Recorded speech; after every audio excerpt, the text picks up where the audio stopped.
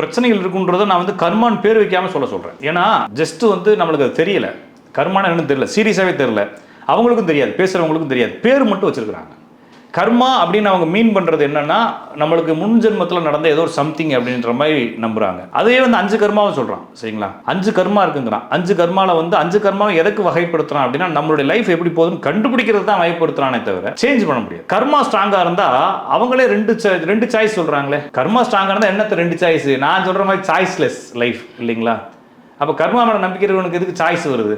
அப்போ சாய்ஸ்லெஸ் லைஃபாக இருந்தால் நான் சொல்கிறது கர்மான்னு ஒன்று இருக்குது, நான் அதை இல்லைன்னு சொல்லலை, ஆனால் அது இதுதான் அப்படின்னு சொல்லி தீர்க்கமாக தெரியல. நான் தேடிக்கிட்டு தான் இருக்கிறேன். நிறைய பேர் தேடுறாங்க. ஏன்னா இது அவ்வளோ ஈஸியாக கிடைக்காத ஒரு விஷயம். திருவள்ளூர் ஆரம்பித்து, திருமூலர் ஆரம்பித்து, மாணிக்கவாசகர் ஆரம்பித்து எல்லாரும் போராடி தோற்று போன விஷயன்றதை விட போராடி ஜெயிச்சிருக்கலாம். நம்மளுக்கு புரிய வைக்கவே முடியல இல்லையா அவங்களால? அப்போ இது ஒரு பெரிய சப்ஜெக்ட். இதை ஒரு ஜோசியத்தை கற்றுக்கிட்டதுனால மட்டும் நம்ம அவ்வளோ ஈஸியாக கண்டுபிடிக்க முடியாது.